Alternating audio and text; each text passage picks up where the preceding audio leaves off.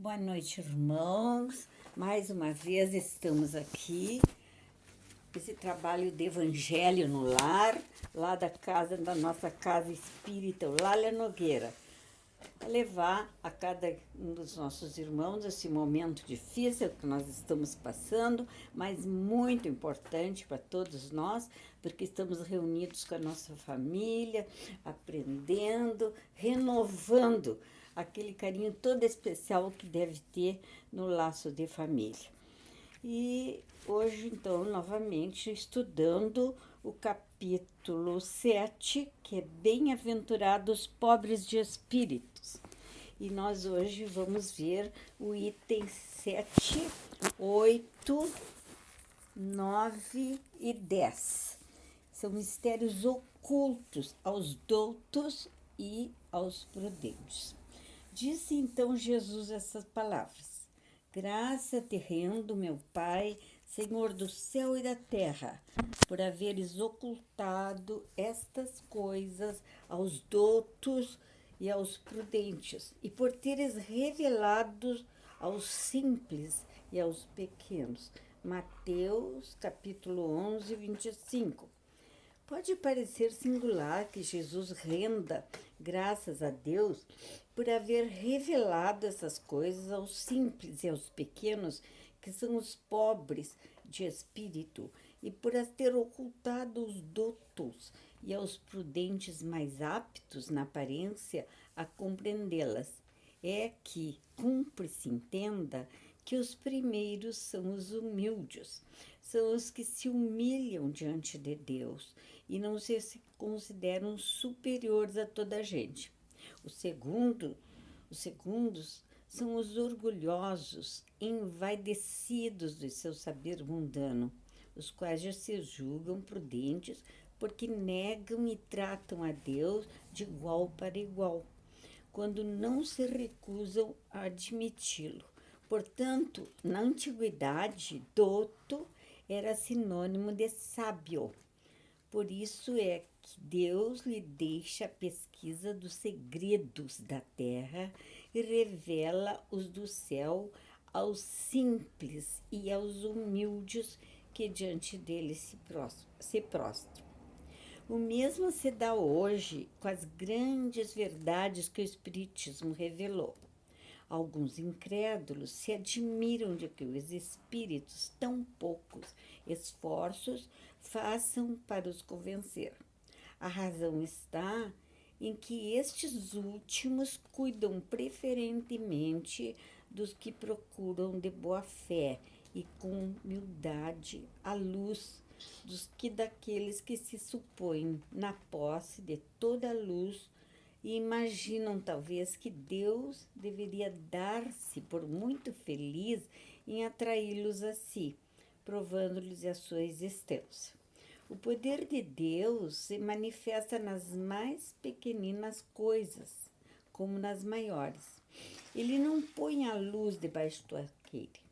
Por isso é que a derrama em ondas por toda parte, de tal sorte que só cegos não a veem.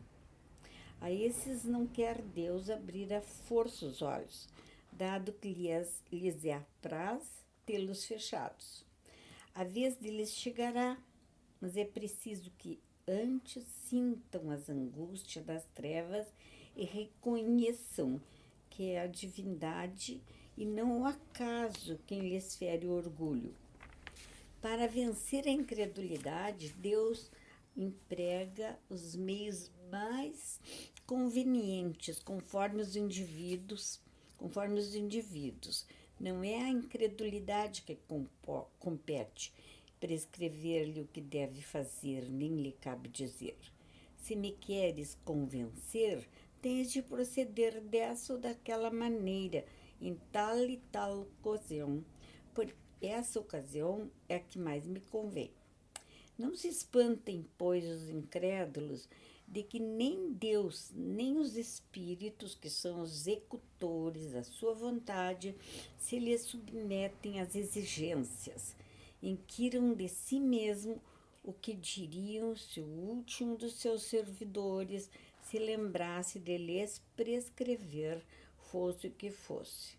Deus impõe condições e não aceita que lhe queiram impor.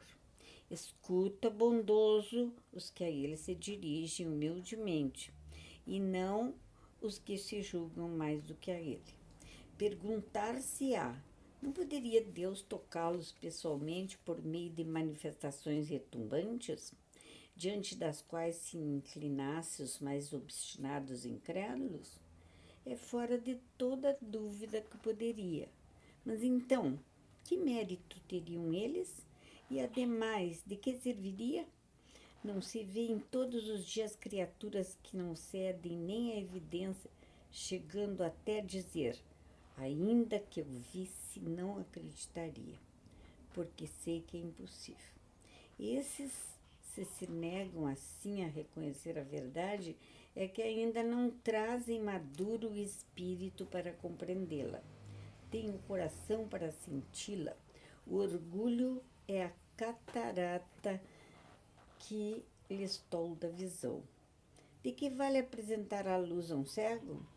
É necessário que antes se lhe destrua a causa do mal. Daí vem que o médico hábil, Deus primeiramente corrige o orgulho. Ele não deixa o abandono àqueles de seus filhos que se acham perdidos, porquanto sabe que cedo ou tarde os olhos se lhes abrirão. Quer, porém, que isso se dê de modo próprio, quando vencidos pelos tormentos da incredulidade, eles vêm de si mesmo lançar-lhes nos braços e pedir-lhe perdão, quais filhos pródigos. Então, muito importante essa lição, principalmente no momento que estamos vivendo, onde cada vez mais devemos ser humildes. A humildade que é mais importante, deixar de lado o orgulho, a vaidade, o egoísmo, isso tudo são pragas que vão terminar com a nova era que está se iniciando. É muito importante nós entendermos que nós estamos saindo do mundo de provas e expiações para entrar no mundo de regeneração, onde na certa vai vencer o bem e o amor. Então, meus queridos irmãos, vamos passar esse momento, embora difíceis para todos nós, mas um momento que temos que ter paciência para depois podermos usufruir das glórias. E que Deus abençoe a todos nós que estamos escutando esse evangelho muito importante, a palavra, a interpretação de Jesus, dos Espíritos, né, que nos dirigem. E é importante também a nossa casinha espírita Eulália Nogueira, que ela não, esse momento está com as portas fechadas, mas se apresenta aqui, conversando, passando desses ensinamentos tão importantes que Jesus nos deixou.